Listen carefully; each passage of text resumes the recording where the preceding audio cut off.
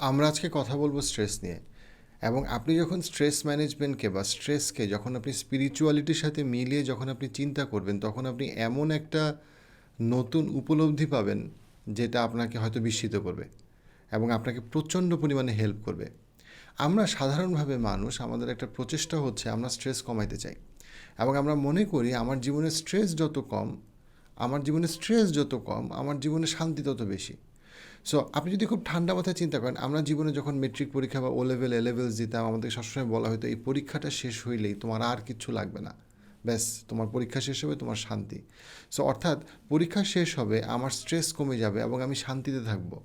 So আমার লাইফে আমি যে প্রশান্তি খুঁজি, সেই প্রশান্তি খোঁজার ক্ষেত্রে একটা খুবই ইম্পর্ট্যান্ট এলিমেন্ট যেটা আমরা চিন্তা করতাম যে স্ট্রেস ফ্রি লাইফ হচ্ছে প্রশান্তির লাইফ। সো আমি যদি কোনোভাবে আমি স্ট্রেস ফ্রি হইতে পারি তাহলে আমি প্রশান্তি। সো আমি দুটো জিনিস চাই, একটা হচ্ছে আমি স্ট্রেস ফ্রি লাইফ চাই, আর একটা হচ্ছে আমি প্রশান্তি চাই। আমরা মনে করি দুটো জিনিস এক। স্ট্রেস ফ্রি লাইফ হচ্ছে গিয়ে প্রশান্তির জীবন, ট্রাঙ্কুইলিটির জীবন, সেরেনিটির জীবন ইত্যাদি।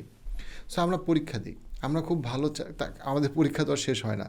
Metric, intermediate, O level, A level পরে ভর্তি পরীক্ষা, তারপরে ইউনিভার্সিটির পরীক্ষার পরে আপনার আরও হায়ার ডিগ্রি, মাস্টার্স, পিএইচডি, অথবা আপনি যদি চাকরি করতে চান চাকরিতে প্রেজেন্টেশন, কেপিআই, এটা কোনো শেষ নাই, রাইট? এবং আমরা সবসময় কী খুঁজতেছি? আমরা প্রশান্তি খুঁজতেছি, আমরা স্ট্রেস ফ্রি লাইফ খুঁজতেছি। আমাদের মধ্যে আমরা কেউ মনে করতেছি দুইটা জিনিস আসলে একই, আমরা কেউ মনে করছি দুইটা জিনিস আলাদা। কিন্তু আমাদের লাইফ দিন দিন আরও সামহাও স্ট্রেসফুল হচ্ছে। কখনো সেই স্ট্রেসটা ফিজিক্যাল, যে আমি ফিজিক্যালি খুব এক্সস্টেড কারণ আমি জ্যামে বসে আছি অথবা আমি লম্বা সময় অফিস করতেছি। কারো ক্ষেত্রে আমাদের কাজটা হয়তো ফিজিক্যালি খুব ডিমান্ডিং, কারো ক্ষেত্রে কাজটা অনেক সাইকোলজিক্যালি অনেক বেশি স্ট্রেসফুল। আমি একজন লেটস সে ব্যাংকার হয়তো বা ব্যাংকে কাজ করতেছে, বা একজন সফটওয়্যার ইঞ্জিনিয়ার হয়তো সারাদিন একটা এসি রুমেই ল্যাপটপে বসে আছে, কিন্তু তার কাজটা সাইকোলজিক্যালি অনেক অনেক বেশি স্ট্রেসফুল। অথবা একজন মা যার হয়তো বেশ কয়েকটা বাচ্চা আছে এবং বাচ্চাদের বয়স কাছাকাছি, তার কাজটা অনেক বেশি স্ট্রেসফুল, সাইকোলজিক্যালি স্ট্রেসফুল, ফিজিক্যালিও স্ট্রেসফুল। এই যে আমরা স্ট্রেস কমাইতে চাই, এটা কিন্তু আমাদের খুবই একটা সরলতা থেকে আসে, যে আমরা মনে করি যে আমি যদি আমার লাইফে স্ট্রেস কমাইতে পারি তাহলে আমরা ভালো থাকব। সো মানুষ স্ট্রেস কমানোর জন্য সবসময় মানুষ যেটা করে সেটা হচ্ছে মানুষ দেখে যে সাধারণভাবে যে আমি যদি আমার লাইফকে আরও বেশি রিসোর্সফুল করতে পারি, রাইট, আমি যদি আরও টাকা বানাইতে পারি তাহলে একসময় আমার আর টাকা লাগবে না। আমার যদি সামাজিক সম্মান একটা যদি ফিক্স থাকে তাহলে আর আমার সামাজিক সম্মানের প্রয়োজন হবে না। তো মানুষ চিন্তা করে আমার যদি যথেষ্ট পরিমাণে জ্ঞান থাকে, যথেষ্ট পরিমাণে টাকা থাকে এবং যথেষ্ট পরিমাণে সামাজিক সম্মান থাকে, তাইলে আমার লাইফে আর কোনো স্ট্রেস থাকবে না, এবং আমি খালি প্রশান্তিতে থাকবো। এইটা হচ্ছে সরল মানুষ চিন্তা করে, বাট এই চিন্তাটা অনেকভাবে ভুল। এবং এই ভুল জিনিসটা আজকে আমরা আলোচনা করি যে কেন ভুল, কিভাবে ভুল, সায়েন্টিফিক্যালিও ভুল এবং স্পিরিচুয়ালি এই জিনিসটা অনেক বেশি ভুল। জিনিসটাকে আমরা একটা একটু করে এক্সপ্লোর করি। ফার্স্ট অফ অল, মানুষ যখনই টাকা কামানোর ব্যাপারে, আমি যেহেতু প্রচুর সেলফ হেল্প বই পড়ছি, সেই জায়গা থেকে আমি বলি, আগে যে সেলফ হেল্প বই হচ্ছে যে জিনিসগুলো হচ্ছে এক্সপেরিয়েন্সিয়াল লার্নিং থেকে মানুষ শেখায়। সো একজন একটা কাজ ভালো পারে, লেটস একটা কাজটা হচ্ছে ব্যবসা, সে তখন অন্যদেরকে শিখায় ব্যবসা কীভাবে করব। একটা লোক মাছ ভালো ধরতে পারে, ভালো ফটোগ্রাফি করতে পারে, সে শিখায় কীভাবে মাছ ধরতে, ফটোগ্রাফি করতে হয়। That is in generally self help industry কী করে, বা তারা সেটা বইয়ের মাধ্যমে করে, কোর্সের মাধ্যমে করে ইত্যাদি। এখন আগে যখন তারা ছিল যে কেন আপনি টাকা বানাবেন, তখন ব্যাপারটা ছিল আপনি টাকা বানাইলে আপনি যা ইচ্ছা তা কিনতে পারবেন। পরে তারা বলা শুরু করলো, আচ্ছা আপনি যদি যা ইচ্ছা তা কিনতে পারেন তাহলে আপনি সবসময় আসলে সুখী হবেন না, কারণ যা ইচ্ছা তা কিনতে পারাটাই আসলে সুখী বা প্রশান্তিতে থাকা না। তারপরে তারা বলল যে না, আপনি যদি অনেক টাকা বানাইতে পারেন তাহলে আপনার অনেক স্বাধীনতা বাড়বে, আপনাকে কাজ করতে হবে না, রাইট? পরে তারা দেখলো মোটেই না, যেই মানুষের টাকা যত বেশি সেই মানুষের দুশ্চিন্তা তত বেশি। ইন আ সেন্স দ্যাট তাকে সবসময় চিন্তা, ধরেন ইনফ্লেশন রেট, যে মানুষের টাকা কম তার ইনফ্লেশন রেট নিয়ে দুশ্চিন্তা কম, যে মানুষের টাকা বেশি তার ইনফ্লেশন রেট নিয়ে দুশ্চিন্তা বেশি। অ্যাজ অ্যান এক্সাম্পল, যে তার টাকার ভ্যালু কমে যাচ্ছে এবং তাকে সবসময় চিন্তা করতে হচ্ছে আমার অ্যাসেটের ভ্যালু কমে যাচ্ছে, আমি হয়তো ইনভেস্ট করলাম, সেই ইনভেস্টমেন্টের কী হইলো, তার সম্পর্কগুলো আস্তে আস্তে আরও স্বার্থের কারণে হয়ে যাচ্ছে এবং তাকে আরও বড় বড় ডিসিশন নিতে হচ্ছে, যে ডিসিশনগুলোর কনসিকোয়েন্স অনেক অনেক বেশি। সো দেখা যাচ্ছে যে যে মানুষটার টাকা বেশি তার দুশ্চিন্তাও বেশি হয়ে যাচ্ছে, যে মানুষটা মধ্যবিত্ত তার হয়তো বা দুশ্চিন্তা টাকার ক্ষেত্রে অনেক ক্ষেত্রেই কম, কিন্তু মধ্যবিত্ত মানুষটা কিন্তু মনে করছে আমি যদি উচ্চবিত্ত হইতে পারতাম তাহলে আমার একটা স্ট্রেস ফ্রি লাইফ থাকতো। আরেকটা যেটা খুবই ইম্পর্ট্যান্ট এবং খুবই ইন্টারেস্টিং একটা জিনিস, সেটা হচ্ছে গিয়ে যে দ্য মোমেন্ট আপনি স্ট্রেস কমায় দেন মানুষের লাইফে, দ্য মোমেন্ট মানুষের লাইফে আস্তে আস্তে অনেক রকম মানসিক রোগ এবং শারীরিক রোগ বাসা বাঁধে, যেটা সে সবসময় খেয়াল করে না। আমি একটা সিম্পল একটা এক্সাম্পল দিই, যেমন আমরা যদি গ্রাফের দিকে তাকাই এবং আমরা যদি দেখার চেষ্টা করি যে ইনভার্টেড লুপের সাথে এটা একটা আপনার এটাকে বলা হচ্ছে গিয়ে ইনভার্টেড হাইপোথিসিস বা স্ট্রেস কার্ভ, রাইট, বা এটাকে ইউ কার্ভও বলে। অ্যান্ড যেটা দেখাচ্ছে আমাদেরকে সেটা হচ্ছে যে এটাকে দেখানোর চেষ্টা করা হচ্ছে যে পারফরমেন্স বা প্রোডাক্টিভিটি, কর্মদক্ষতার সাথে স্ট্রেসের আসলে সম্পর্ক কী। এবং আমরা যেটা দেখতে পাচ্ছি স্ক্রিনে সেটা হচ্ছে যে যখন আমাদের স্ট্রেস আসলে বাড়ে প্রথম দিকে, তখন আমাদের পারফরমেন্স আসলে বাড়ে। যেই মানুষের লাইফে স্ট্রেস যত কম, একেবারেই কম, তার আসলে পারফরমেন্স বা প্রোডাক্টিভিটি খুবই কম। যখনই মানুষের পারফরমেন্স বা প্রোডাক্টিভিটি খুবই কম, তখনই তার শরীরে বিভিন্ন শারীরিক এবং মানসিক রোগ বাসা বাঁধা শুরু করে বা শুরু করার উপক্রম দেখা যায়। এবং আমরা সবাই বুঝতে পারি যে যখন অতিরিক্ত পরিমাণে মানুষের স্ট্রেস হয়, যেটা আমরা গ্রাফে দেখতে পাচ্ছি, তখনই সে ব্রেকডাউনে পড়ে, অ্যাংজাইটি, প্যানিকে পড়ে বা কখনো কখনো রেগে যায়, অস্থির হয়ে যায়। সো আমরা ডেফিনেটলি অতিরিক্ত পরিমাণে স্ট্রেস চাই না। অতিরিক্ত পরিমাণে স্ট্রেস হইলে, সাইকোলজিক্যাল বা ফিজিক্যাল স্ট্রেস হইলে আমার প্রোডাক্টিভিটি কমে যায় এবং আমার স্ট্রেস বার্ন আউট হয়। অতিরিক্ত, কিন্তু যেটা খুব ইন্টারেস্টিং সেটা হচ্ছে যদি অতিরিক্ত পরিমাণে কম স্ট্রেস আমরা মানুষকে দেই এই পৃথিবীতে, তখন তার পারফরমেন্স খুব কমে যায় এবং নানা রকম শারীরিক এবং মানসিক রোগ বাসা বাঁধার চিন্তা থাকে, স্পেশালি যখন সে ইনঅ্যাক্টিভ ফেজে থাকে। মানুষের জন্য ভালো হচ্ছে যখন তার অপটিমাল স্ট্রেস থাকে, রাইট, যেটা অপটিমাম স্ট্রেসে যখন তার একটা সার্টেন অ্যামাউন্ট অফ স্ট্রেস, সেটা সাইকোলজিক্যাল ও ফিজিক্যাল স্ট্রেসের একটা কম্বিনেশন, সেটা তার পারফরমেন্সের জন্য সবচেয়ে ভালো। অর্থাৎ এই পৃথিবীতে মানুষ সবচেয়ে ভালো থাকে যখন তার লাইফে একটা পর্যাপ্ত পরিমাণে স্ট্রেস থাকে, যেটা তাকে তার ফুল পটেনশিয়ালকে সে আসলে এক্সপ্রেস করতে পারে। এখানে খুবই ইন্টারেস্টিং যে জিনিসটা সেটা হচ্ছে গিয়ে খুবই ইন্টারেস্টিং, আপনি যে বলছেন যে আপনি স্ট্রেস কমায় ফেলবেন, স্ট্রেস জিরো করে ফেলবেন, দ্য মোমেন্ট আপনি স্ট্রেস জিরো করে ফেলবেন অনেক ক্ষেত্রে আপনি কলাপস করবেন। যেই জিনিসটা আমরা আমাদের দেশে প্রচুর আফটার রিটায়ারমেন্ট ডিপ্রেশন বলি আমরা এটাকে। আফটার রিটায়ারমেন্ট প্রচুর মানুষের ডিপ্রেশন হয়। যেমন একটা এক্সাম্পল বলতে পারি যে একটা মানুষ হয়তো বা সরকারি চাকুরিজীবী অথবা ডিফেন্স অফিসার অথবা যে কেউ, সে 60 বছর পর্যন্ত অ্যাক্টিভলি কাজ, বা শিক্ষক, সে 60 বছর পর্যন্ত অ্যাক্টিভলি কাজ করলো, তারপরে সে রিটায়ার করলো। রিটায়ার করার উইদিন 3 বছর তার হঠাৎ করে তার প্রচণ্ড কাজকর্ম কমে গেল এবং কাজকর্ম কমে যাওয়ার সাথে সাথে যে সময় তার, আমি ধরে নিচ্ছি সে সচ্ছল, যে সময় তার লাইফটা অনেক রিল্যাক্স হওয়ার কথা, হঠাৎ করে দেখা গেল সে খুবই অ্যাজিটেটেড, ফ্রাস্ট্রেটেড, সে ওয়ার্থলেস ফিল করতেছে, সে মনে করছে কেউ তাকে সম্মান করতেছে না, সবাই তাকে ছোট করতেছে। কেন? কারণটা হচ্ছে যে আমরা স্ট্রেস কমাইলে এই পৃথিবীতে আমরা ভালো থাকি না। আমরা একরকম ফিজিক্যাল স্ট্রেস কমাইলে বা একরকম স্ট্রেস কমাইলে আরেক রকম স্ট্রেস আমার মাথায় ভর করে। হ্যাঁ, আমি কাজ চেঞ্জ করতে পারি, কিন্তু আমি যদি কাজ পুরোপুরি জিরো করে দিই, একদম কমাই দিই, আমি ভালো থাকার বদলে আমি আরও খারাপ থাকবো। সো আমি পৃথিবীতে আমাদের এই যেমন এখন অনেকে বলে যে আর্লি রিটায়ারমেন্ট করো, 35 বছরে রিটায়ারমেন্ট হয়ে গেছে, আমি টাকা কামায় ফেলছি। রিটায়ারমেন্ট করে আপনি কী করবেন? আপনি স্ট্রেস তো কমায় ফেলেন, কী করবেন? কক্সবাজার বা মালদ্বীপে গিয়ে শুয়ে থাকবেন? কতদিন শুয়ে থাকবেন বিচে? 6 মাস শুয়ে থাকার পর আপনার কোমর ব্যথা করবে এবং আপনি দেখবেন আপনি ভালো নাই। আপনি চাচ্ছিলেন কি আসলে? আমরা লাইফে কি চাচ্ছি? আমি প্রশান্তি এবং সুখে থাকতে যাচ্ছি, কিন্তু দ্য মোমেন্ট আমি স্ট্রেস জিরো করে ফেলতেছি, আমার লাইফ আসলে প্রশান্তিতে থাকতেছে না। যেমন আমাদের অনেকের মনে হয় যে আরে যদি চাকরিটা না থাকতো, চাকরিটা না থাকলে কী করতেন? আপনি কিছুই করতাম না, কিছু না করলে আপনি কেমন থাকতেন? আপনি মনে করতে পারেন আপনি ভালো থাকতেন, বাট আপনি সায়েন্টিফিক রিসার্চে আপনি ভালো থাকতেন না। আপনাকে অন্য কোনো একটা স্ট্রেস আপনাকে পিক করতে হইতো, যেই স্ট্রেসটা আপনাকে কমফোর্টেবল রাখে। আমি কিছুই করব না এবং আমি ভালো থাকবো, এটা মানুষের পক্ষে এই পৃথিবীতে সম্ভব না। কিন্তু মানুষ প্রশান্তি চায়, এবং একটা অসীম প্রশান্তি চায়, যে প্রশান্তিতে তার কোনো স্ট্রেস নাই, যেটা তার পক্ষে এই পৃথিবীতে অ্যাটেন্ড করা সম্ভব না। এবং এই জিনিসটাই আল্লাহ কোরআনে বলতেছেন সূরা ইনশিকাকের 6 নম্বর আয়াতে, ইয়া আইয়ুহাল্লাযীনা আমানু। আল্লাহ বলতেছেন সব মানুষকে, শুধু বিশ্বাসীদেরকে না, ইয়া আইয়ুহাল্লাযীনা আমানু ইন্নাকা কাদিহুন ইন্নাকা কাদিহুন ইলা রব্বিকা কাদহান ফামুলাকিহ। আল্লাহ কি বলতেছেন?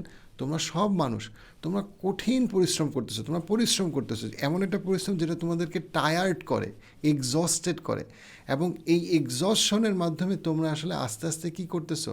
তোমরা আল্লাহর দিকে তোমরা পৌঁছায় যাচ্ছ, আল্লাহর দিকে তোমরা ফেরত যাচ্ছ, যিনি ইভেনচুয়ালি তোমাদেরকে কোনো রিওয়ার্ড দিবে, অথবা তোমাদেরকে তোমার কাজের মানে রেজাল্ট কার্ড দিবে, সোজা কথা, তোমার ভালো কাজ বা খারাপ কাজের পরিণাম তোমাকে দিবে।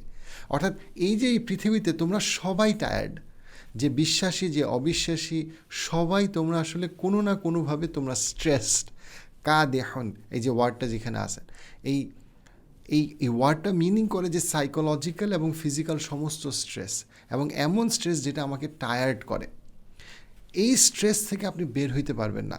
কিন্তু এই স্ট্রেস আপনাকে কেন মনে করায় দেয় না, আমাকে কেন মনে করায় দেয় না যে আমরা সবাই আলটিমেটলি আল্লাহর কাছ থেকে আসছি এবং আল্লাহর কাছে ফেরত যাব? আমি স্ট্রেসড কেন? বলেন, আমি স্ট্রেসড কেন? কারণ আমি স্বয়ংসম্পূর্ণ না। আমি কারো না কারো উপরে নির্ভরশীল। আমি কোনো মানুষের উপরে নির্ভরশীল, সবচেয়ে বড় কথা আমি আল্লাহর উপরে নির্ভরশীল।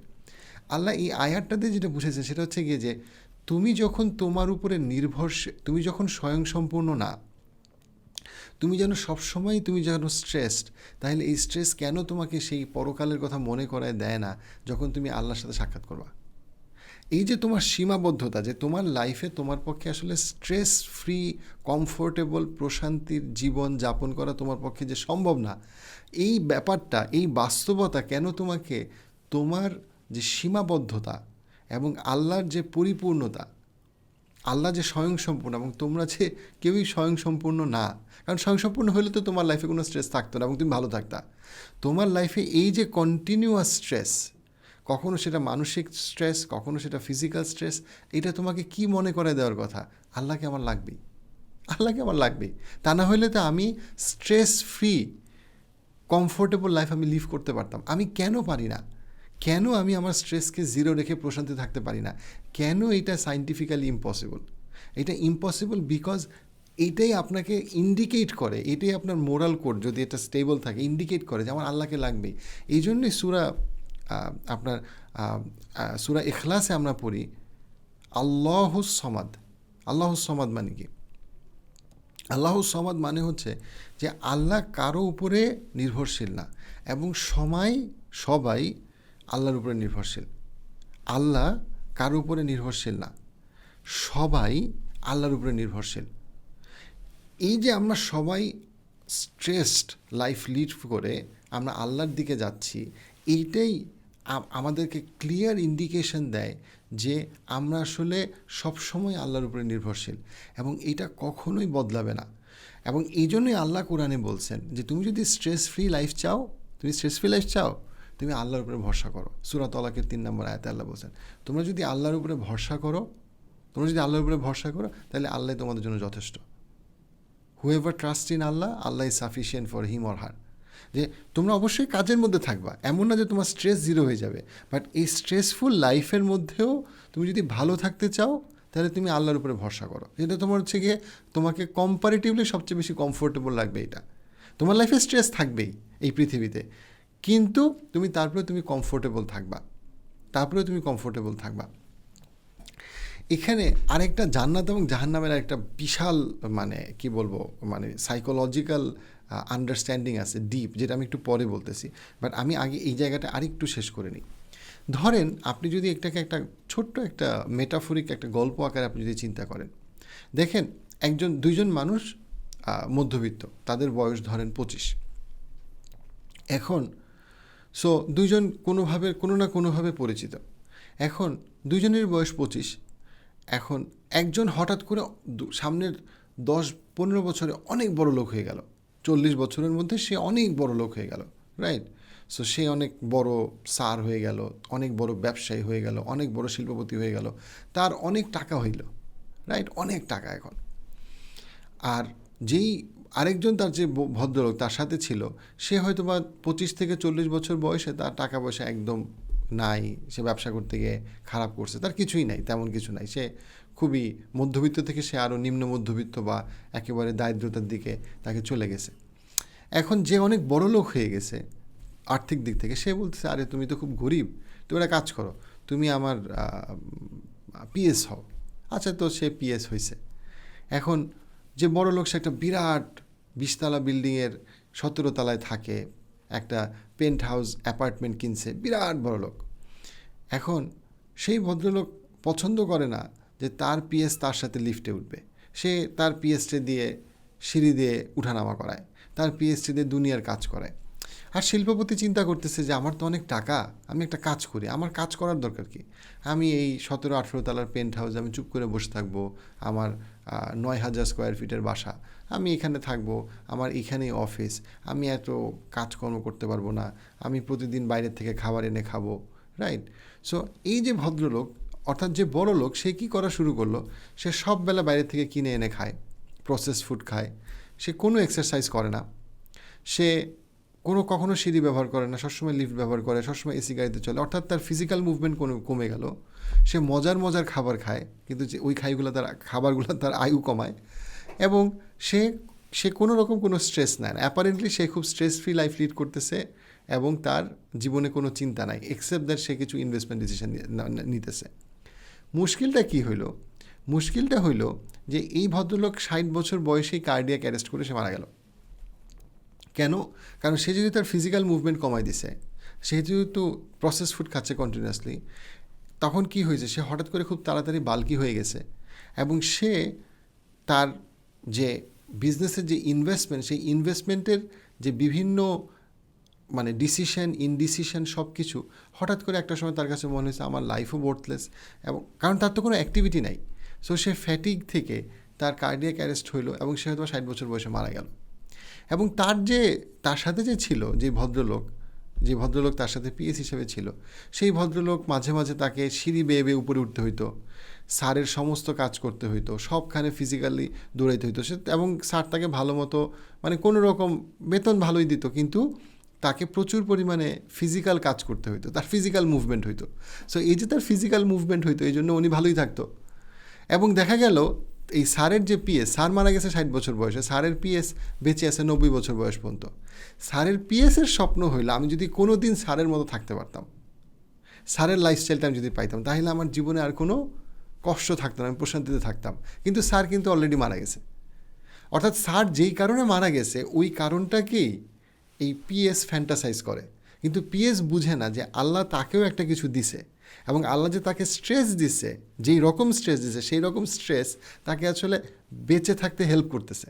কারণ সে কঠোর পরিশ্রম করতেছে, সে হয়তো বা কম্পারেটিভলি ফ্রেশ খাবার খাচ্ছে, কম্পারেটিভলি ভালো খাবার খাচ্ছে, এবং তার এই ফিজিক্যাল মুভমেন্ট এবং তার যে লাইফস্টাইল, সেই লাইফস্টাইল তাকে একটা লম্বা সময় বাঁচায় রাখছে।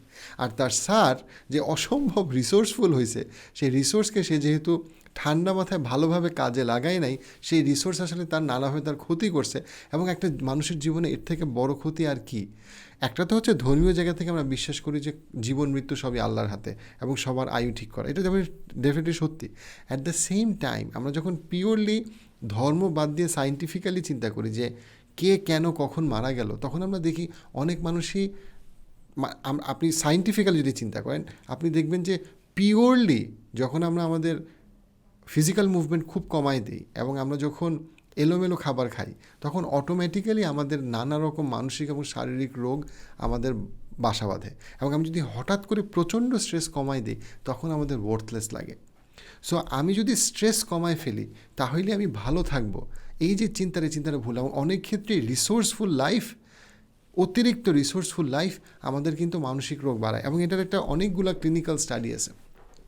একটা খুব স্ট্রং ক্লিনিক্যাল স্টাডি যেটা ওয়েস্টার্ন অ্যাকাডেমিশিয়ানরা করছেন, সাইকোলজিস্টরা করছেন, সেটা হচ্ছে গিয়ে ওনারা দেখাইছেন যে এটা 1995-এর একটা স্টাডি, যেখানে তারা দেখাইছে যে ওয়েস্টার্ন ওয়ার্ল্ডে, সেই সময়ের কথা বলতেছে, ওয়েস্টার্ন ওয়ার্ল্ডে ওভারঅল মানসিক রোগ বেশি হচ্ছে, এখন আরও বেশি, কিন্তু ইস্টার্ন ওয়ার্ল্ডে যেখানে রিসোর্স কম, যেখানে মানুষের রিসোর্স কম, সেখানে ফিজিক্যাল রোগ বেশি, শারীরিক রোগ বেশি, মানসিক রোগ কম।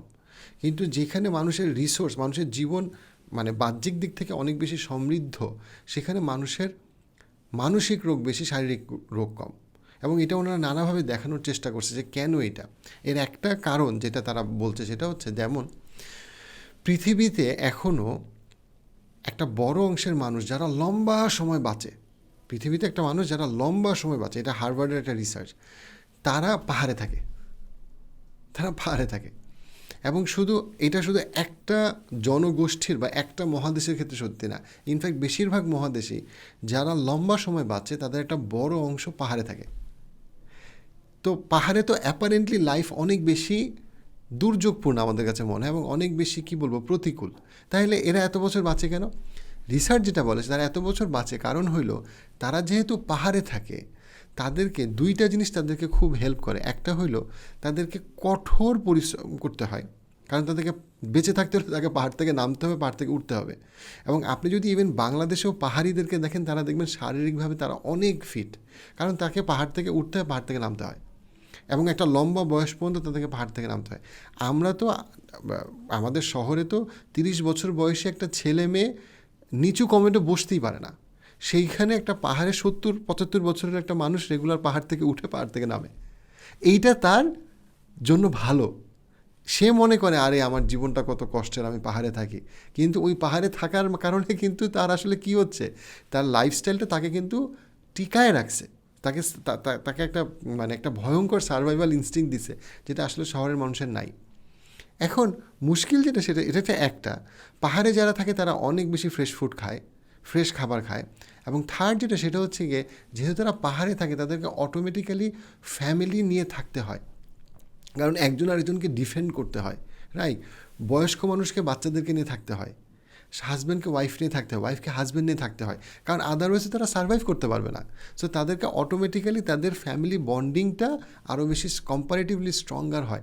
সো এই কারণে যারা পাহাড়ে থাকে তারা অনেক ক্ষেত্রে বেশি লম্বা সময় বাঁচে, যদিও তাদের ব্যাংকে টাকা অনেক কম, যদিও তাদের থেকে হাসপাতাল অনেক দূরে। অন দ্য আদার হ্যান্ড, যে মানুষটা শহরে আছে, সে ফিজিক্যাল মুভমেন্ট করতেছে না, প্রসেস ফুড খাচ্ছে, সে অনেক কষ্ট করে তার লাইফকে এত রিসোর্সফুল করছে, কিন্তু এত রিসোর্সফুল করার কারণে সে তার স্ট্রেসকে অ্যাপারেন্টলি জিরো করে ফেলছে। অ্যাপারেন্টলি সে মনে করছে আমি খুব ভালো আছি, বা বাইরের মানুষ মনে করছে সে খুব ভালো আছে, কিন্তু দেখা যাচ্ছে পৃথিবীর বিত্তশালী লোকরা পৃথিবীর ইতিহাসে তারা সবচেয়ে লম্বা সময় বাঁচে নাই অন অ্যান এভারেজ। যাদের টাকা সবচেয়ে বেশি তারা কিন্তু সবচেয়ে লম্বা সময় তাদের গড় আয়ু সবচেয়ে বেশি না। এবং এটা খুবই খুবই ইন্টারেস্টিং। সো এটা হচ্ছে একটা জিনিস, যে আমরা যখন স্ট্রেস কমাইতে চাই আমাদের কাছে মনে রাখা উচিত স্ট্রেসের একটা বড় অংশ আমাদের জন্য ভালো। আপনাকে যদি আল্লাহ একটা নৈবেত্তিক প্রশ্ন করে, আপনি যদি চিন্তা করেন, ধরেন আল্লাহ আপনাকে একটা MCQ প্রশ্ন করছে 4টা দিয়ে, যে এই তুমি কেমন জীবন চাও, তুমি কেমন জীবন চাও, তো আপনাকে ধরেন একটা প্রশ্ন করছে। এখন আপনি দেখলেন যে আচ্ছা আমি দাগাই, আমি কেমন জীবন চাই। এবং পৃথিবীতে আপনি দেখলেন যে অপশন A কষ্ট, অপশন B কষ্ট, অপশন C কষ্ট, অপশন Dও কষ্ট, হ্যাঁ না? আপনি আল্লাহর দিকে তাকে বলেন আল্লাহ এটি কী? কিন্তু সবগুলো অপশনই কষ্ট। এবং আপনি যদি আপনার জীবনকে চিন্তা করেন, আপনার জীবনে কিন্তু একটা বড় অংশ এরকম। ধরেন আপনি চাকরি করবেন, চাকরি করাটা কষ্ট। আমি বলে আচ্ছা ঠিক আছে চাকরি করবো না, আমার বাবা অনেক টাকা দিয়ে গেছে, আমি চাকরি করবো না, বেকার থাকবো। বেকার থাকা আরও অনেক বেশি কষ্ট। আপনি বললেন যে বাচ্চাদের স্কুল অনেক কষ্ট, বাচ্চাদের স্কুল বাদ দিয়ে বাচ্চাকে বাসায় রাখেন, দেখবেন বাচ্চা অস্থির হয়ে গেছে। আপনি বললেন যে বিয়ে করাটা অনেক কষ্ট, বিয়ে করবো না। একা থাকা আরও অনেক বেশি কষ্ট, বা একা থাকাটা অনেক ক্ষেত্রে লম্বা সময় অনেক বড় কষ্ট। আপনি বললেন যে বাবা মা হব না, আরে বাচ্চা বড় করা অনেক হ্যাসেল। ঠিক আছে, আপনার সন্তান নাই, যাদের বয়স 50 থেকে 80 এবং যাদের সন্তান নেই তাদের সাথে কথা বলে দেখেন, তাদের জীবনে অনেক কষ্ট যে তাদের সন্তান নাই। সো ইউ সি, আপনি লাইফে যাই করেন, এই যে কষ্ট বা এই যে স্ট্রেস, এই স্ট্রেস নেওয়া ছাড়া আপনার কোনো উপায় নাই। এই স্ট্রেস নেওয়া ছাড়া আপনার কোনো উপায় নাই। কিন্তু আপনি এমন একটা স্ট্রেস চুজ করেন লাইফে, যেই স্ট্রেসটা আপনার লাইফকে অর্থবহ করে এই পৃথিবীতে এবং পরবর্তী পৃথিবীতে। যেন কাল কিয়ামতের মাঠে আপনি যখন আপনার এই যে কাজ, এই কাজ নিয়ে যখন আল্লাহর সামনে দাঁড়াবেন, আপনি যেন আপনার জীবনটাকে জাস্টিফাই করতে পারেন। কুল হাল নুনাব্বিউকুম বিল আখসারিনা আমালা আল্লাযীনা দাল্লা সা'য়ুহুম ফিল হায়াতিদ দুনিয়া ওয়া হুম ইয়াহসাবুনা আন্নাহুম ইউহসিনুনা সুনআ। সূরা কাহাফের 102 103 নম্বর আয়াতে আল্লাহ সুন্দর করে বলতেছেন, আমি কি তোমাদেরকে বলবো পৃথিবীর সবচেয়ে নির্বোধ বা সবচেয়ে ব্যর্থ ব্যক্তিকে, সবচেয়ে ব্যর্থ এ হচ্ছে সেই ব্যক্তি যে পৃথিবীতে প্রচণ্ড পরিশ্রম করছে, প্রচণ্ড কষ্ট করছে, এবং সে পৃথিবীতে অনেক অ্যাচিভ করে তার কাছে মনে হয়েছে আমি খুব সফল। কিন্তু সে যখন কিয়ামতের দিন গেছে তখন তার সমস্ত কাজ নিঃশেষ হয়ে গেছে, কারণ কোনো কাজই তার আল্লাহর জন্য ছিল না, কোনো কাজই তার মিনিংফুল ছিল না আল্লাহর কাছে, এবং এই জন্য সে কমপ্লিট দেউলিয়া হয়ে গেছে। যে মানুষটা পৃথিবীতে অনেক পরিশ্রম করে অনেক সমৃদ্ধশালী হয়েছে, যেহেতু তার কোনো পরিশ্রমের কোনো কোনো উদ্দেশ্যতে বা কোনো পরিশ্রমের কোনো পন্থায় আল্লাহর কোনো মেনশন ছিল না, বা আল্লাহ তার কাছ থেকে কী চায়, আল্লাহর দেখানো পথের সাথে তার কোনো সম্পর্ক ছিল না। এই জন্য সে কমপ্লিট তার এই সমৃদ্ধি নিঃশেষ হয়ে গেছে এবং সে দেউলিয়া হয়ে সব কিছু হারায় ফেলছে কিয়ামতের দিন। অর্থাৎ আমার লাইফ আমি যাই করি, আমার লাইফে স্ট্রেস থাকবে, কিন্তু আমি ওই স্ট্রেসটাই নিব বা ওই কষ্টটাই নিব বা ওই স্যাক্রিফাইসটাই নিব যেটা আমার লাইফকে মিনিংফুল করে এই পৃথিবীতে এবং পরবর্তী জীবনে। কারণ ওই স্ট্রেসটা আমার জন্য ভালো, এবং অনেক ক্ষেত্রে স্ট্রেস আমাদেরকে ভালো রাখে। আমার হয়তো ঘুম থেকে উঠে এক্সারসাইজ করতে কষ্ট হয়, এক্সারসাইজ করার পরে আমার কিন্তু ভাল লাগে। সো কষ্টের পরে প্রশান্তি আছে, রাইট? অবশ্যই কষ্টের পরে প্রশান্তি আছে, এবং আমাদের কোরআনে বারবার বলেছে যে কষ্টের পরে অবশ্যই প্রশান্তি আছে, কষ্টের সাথেও প্রশান্তি আছে, কষ্টের পরেও প্রশান্তি আছে। কষ্ট এবং প্রশান্তি, স্ট্রেস এবং স্যাক্রিফাইস, স্ট্রাগল, এগুলা লাইফে ব্লেন্ড করা। সাইকিয়াট্রিস্ট ডক্টর ভিক্টর ফ্র্যাঙ্কেল বলছেন, to live is to suffer. তুমি বেঁচে থাকলে তোমাকে সাফার করতে হবে, কিন্তু কিছু সাফারিং তোমাকে তোমার ইন্টিগ্রিটি বাড়ায়, তোমাকে আপলিফট করে, কিছু সাফারিং তোমাকে আরও নিচের দিকে নিয়ে যায়, আরও তোমাকে বিপদের দিকে নিয়ে যায়। তুমি কোনোভাবেই সাফারিং ছাড়া লাইফকে কল্পনা করতে পারবে না।